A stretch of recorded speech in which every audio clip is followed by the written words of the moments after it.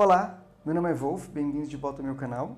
E hoje nós vamos falar sobre retro gaming, né? E o retorno daqueles que não se foram, né? Basicamente. Por quê? Porque assim, retro gaming sempre esteve aqui, porém ultimamente eu não sei se é alguma coisa que mudou no algoritmo do YouTube ou se realmente tem muita gente como eu se interessando novamente por retro gaming, mas está aparecendo na minha feed para tudo quanto é lado. Então eu resolvi falar um pouquinho sobre retro gaming e o que eu venho fazendo com isso.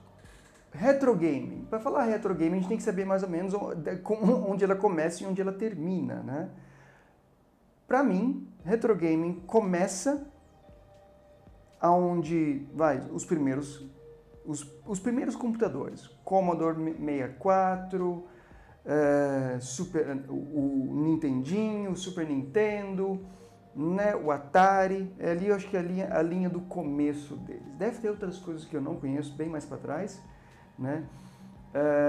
Tinha jogos, inclusive, que a gente chamava de jogos de texto, que eram feitos eram de computador e você tinha que escrever as coisas, né, que eram jogos de aventura de texto. Era uma coisa bizarra, um dia a gente vai jogar um desse ainda.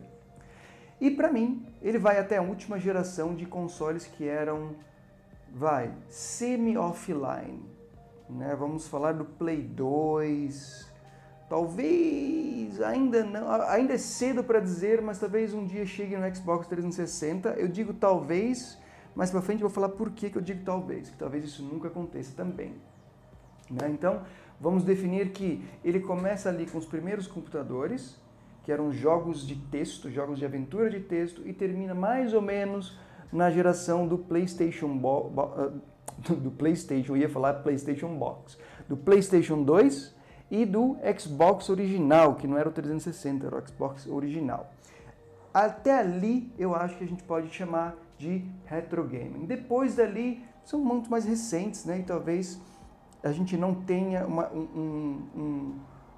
eles não se encaixem tão bem no cenário do retro gaming. E por que está tendo essa ascensão? Bom, na minha humilde opinião, está tendo essa ascensão por alguns fatores. Eu vou entrar... Para começar, eu acho que retro gaming sempre esteve aqui, não é uma coisa que foi embora, mas era uma coisa mais de nicho, né?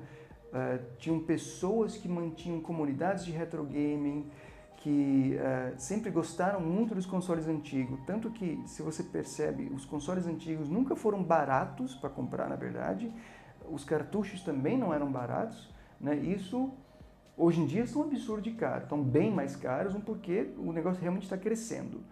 Mas eles nunca foram, de fato, bem baratinhos. Sempre teve uma comunidade que mantinha aquilo, e aquilo sempre teve um status de raridade, quase de antiguidade, né? Então, assim, retro games sempre esteve aqui. Agora, por que está voltando e por que está tão em alta no YouTube? Eu acredito que tem a ver também com a China. Exatamente. A China tem liberado no mercado uma quantidade gigantesca de consoles, né, de emulação. Esses consoles, eles são geralmente baseados em Android ou algum sisteminha Linux bem reduzido, bem pequeno, e embarcado com diversos emuladores, desde os emuladores mais simples, que vão de Super Nintendo, Sega, 64, alguns, né? Mas não sai muito daquilo, ou seja, eles emulam jogos bem antigos, Atari, Super Nintendo, o Mega Drive, às vezes até o 64, né? O 64 geralmente não é muito bom, mas vão até ali. Então, isso é muito popular. E por que isso é popular? Porque a China não se importa nem um pouquinho com os direitos autorais, os direitos de quem, e aqueles são fáceis de instalar. Então eles começaram a liberar no mercado uma quantidade enorme desses pequenos consoles. Se você der uma rápida busca no Mercado Livre, você vai achar vários deles, né, de preços mais populares até os mais caros. E se você olhar em sites como a AliExpress, por exemplo, tem muito mais opção ainda, e tem uns até bem caros, com especificações bem boas, que conseguem jogar até PlayStation 2 e GameCube, né, que são os consoles mais recentes e que precisam de um poder ali de processamento e gráfico bem melhor. Então, acredito que tem a ver isso também, né? Que a China está fazendo bastante disso. Mas, por outro lado, eu também acredito que gaming está começando a virar algo que as gerações como a minha, que cresceram com videogames mais antigos, ainda estão jogando, começaram a sentir uma espécie de nostalgia também, do tipo, poxa vida, aquele jogo que eu jogava era tão legal, né? Por mais que eu também goste dos jogos novos, eu também jogo os lançamentos, né, do ano, eu sinto falta às vezes de um joguinho que era mais casual, né? Que não precisava de um comprometimento de tantas horas para você zerar, né? Às vezes era fase a fase e você fazia uma fase por dia e estava tudo bem, não tinha um enredo gigantesco, uma história enorme.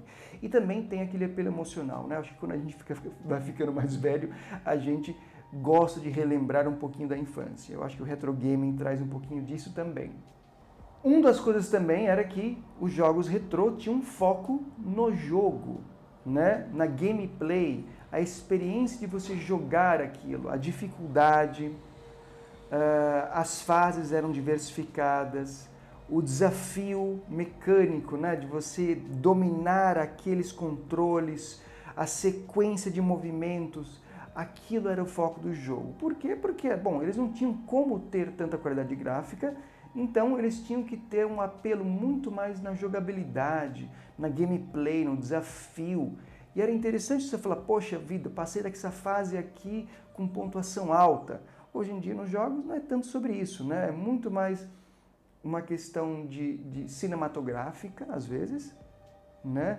Ou de um vencer o outro quando é online, né? Então aí não é nem o cinematográfico, mas é qual ranking você está se for um jogo online. E os jogos retrô não, eram muito mais em cima da gameplay mesmo. Mais jogo, menos história. Como eu acabei de falar, né? Os jogos antigos, eles não tinham tanto poder de processamento, os antigos consoles eram mais simples, os cartuchos, né? E até mesmo os CDs antigos e DVDs antigos não tinham tanto espaço assim para você enfiar uma quantidade infinita de histórias e desafios que você podia ir abrindo e liberando. Leva meses para você zerar um jogo em 100% desses mais recentes.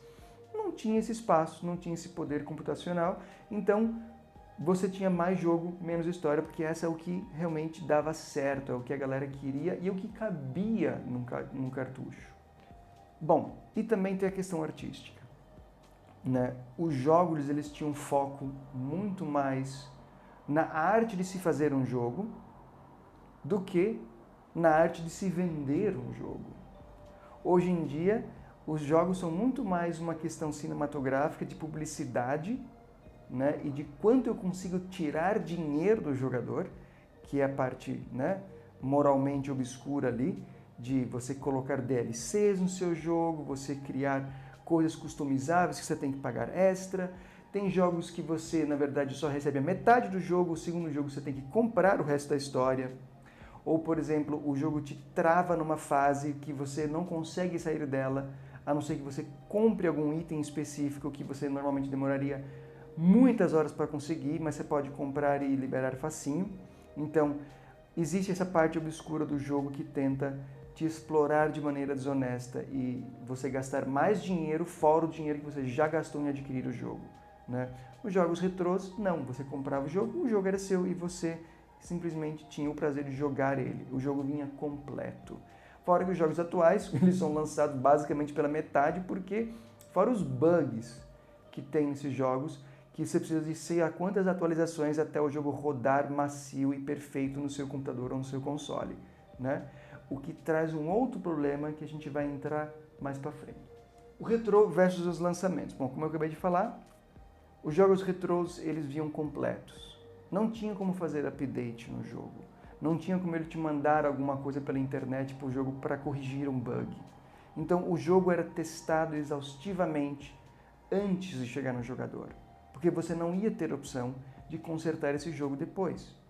Jogos atuais, você pode mandar atualizações infinitas dentro daquele jogo, o que abre algumas boas possibilidades. Por exemplo, você pode fazer atualizações de cenário, de cosméticos, de temporadas, como por exemplo Fortnite faz e diversos outros jogos online fazem. Eles mudam temporada e você tem updates para você ter temporada de Natal, temporada de inverno, temporada de carnaval, temporada de sei lá o que. Você pode ter atualizações e itens novos. É uma coisa interessante? Claro que é. Mas, por exemplo, isso traz um problema. Vamos supor que daqui a 10 anos você queira jogar algum jogo que você jogue hoje. E ele, na época, saiu com alguns bugs que foram corrigidos com updates online. Se um dia o servidor desse jogo parar de existir, e ele vai parar de existir, porque ninguém vai ficar pagando isso não é de graça, a empresa não vai ficar mantendo isso online para você para sempre. O que vai acontecer é que você, mesmo tendo CD, né, ou DVD, ou Blu-ray, ou a mídia, que tipo de mídia vai ser lá no futuro, eu não sei, daquele jogo que saiu na época, se você não tiver todas as atualizações dentro daquela mídia, o jogo simplesmente não vai funcionar. E você não vai ter como atualizar aquele jogo para adicionar aquelas correções aos bugs. Ou seja, é bem possível que os jogos mais recentes, os lançamentos, jamais virem jogos retrô e você nunca mais vai ter como jogar eles. Isso era possível até uma geração, talvez, alguns jogos do 360 e do PlayStation 3, que saíram já prontos, sem muita atualização. Mas dali para frente, a regra virou: lança um jogo o mais rápido possível, venda o mais rápido possível e depois a gente vê o que a gente vai corrigir. Né? Então, esses jogos em que isso aconteceu, muito provavelmente nunca chegarão a ser jogos retrô. Então, aonde termina o retrô? Bom, ele termina aonde as atualizações começam. Jogos que têm muitas atualizações provavelmente nunca serão retrô. Por isso que eu falei que talvez alguns jogos do Xbox 360 e alguns jogos do PlayStation 3 consigam virar jogos retrô. Dali para frente, provavelmente nenhum será um jogo retrô. Retro gaming é para você? Essa é uma pergunta que só você vai poder responder. Né? E realmente não é para todo mundo. Tem gente que simplesmente gosta de jogar o jogo do momento, ele zera aquele jogo e bola para frente. E ele não tem essa vontade de ficar rejogando coisas constantemente. Eu gosto, eu acho bacana, eu tento passar a fase de novo e melhor. Então é uma coisa que me atrai, que me interessa. Então eu rejogo os meus jogos, eu não abandono eles depois que eu terminei. Então, se você é uma pessoa que abandona um jogo depois que terminou, talvez retro gaming não seja para você. Mas se você é uma pessoa que, como eu, gosta de ouvir a mesma música muitas vezes, ler o mesmo livro algumas vezes, ver o mesmo filme muitas vezes, jogar o mesmo jogo muitas vezes, então retro gaming com certeza é para você. Por onde começar, né? Onde começar o retro gaming? Bom, para mim o retro gaming é muito de portáteis. Dá para você ter retro gaming no PC? Dá sim, é perfeitamente possível. Você consegue instalar os emuladores e você consegue jogar no PC. Mas para mim ele virou uma questão portátil, por quê? Eu busquei o retro gaming porque eu precisava de um passatempo para os meus momentos estressantes do dia, para ter uma pausa. Né? Como vocês sabem, eu sou programador, grande parte do meu dia é pensar. E às vezes o pensar não está ajudando, está atrapalhando e eu preciso de alguma coisa para desligar minha mente, para conseguir voltar depois de um tempinho a ter foco em resolver aquele problema. E eu encontrei nesse bichinho aqui, né, que é meu antigo DS, uma maneira de fazer isso. Por quê? Por que portátil? Porque eu consigo deixar o meu computador funcionando no meu trabalho e eu faço uma pausa de 15, 20 minutinhos e jogo algum joguinho casual, simples, que muda o meu foco, muda o meu estado mental do problema que eu tenho que resolver para um outro tipo de problema, que é um problema mecânico de apertar o botão na sequência certa. E isso muitas vezes destrava o meu bloqueio ali que eu estou tendo na programação. Então, para mim, retro gaming é portátil. Então, você pode, como eu, ter um Nintendo DS, que está ficando cada vez mais caro, porque, como eu disse, o retro game está voltando e está ficando mais caro. Não vou nem falar dos jogos, porque tem jogos que custam mais que o console. Aliás, tem vários jogos que custam mais que o console, mas você pode resolver isso tendo um cartuchinho R4, uma hora eu vou entrar no detalhe sobre isso, que você consegue instalar gigabytes de jogos de diversos, né? Então, assim, para mim, o retro gaming, no momento, é o meu Nintendo DS, que eu tenho há muitos anos, eu ressuscitei ele. Estava com os meus filhos, né, os mais novos, mas eles não curtiam, porque não fazia muito sentido para eles. Estava encostado numa gaveta, e eu acabei pegando ele para mim. Eu falei, não, saudade de jogar você. Peguei ele e estou, assim, me divertindo, e até minha produtividade no trabalho tem melhorado por causa desse console.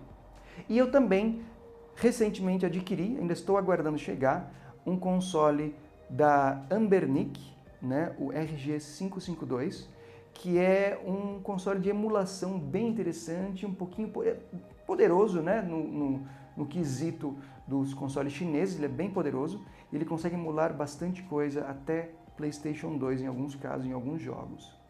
Então, eu estou esperando chegar isso aí, quando chegar eu vou fazer um review dele, nós vamos fazer testes em cima dele. Mas enfim, para mim é muito a questão portátil e eu acho que é por isso também que ele tem voltado. A China está liberando uma quantidade gigantesca de consoles, né, de emulação no mercado. Então, para mim, retro gaming tem muito a ver com emulação e muito a ver com portátil. Então, é um bom presente para uma criança e também é um ótimo presente para você, adulto, que quer matar a saudade dos seus jogos da infância.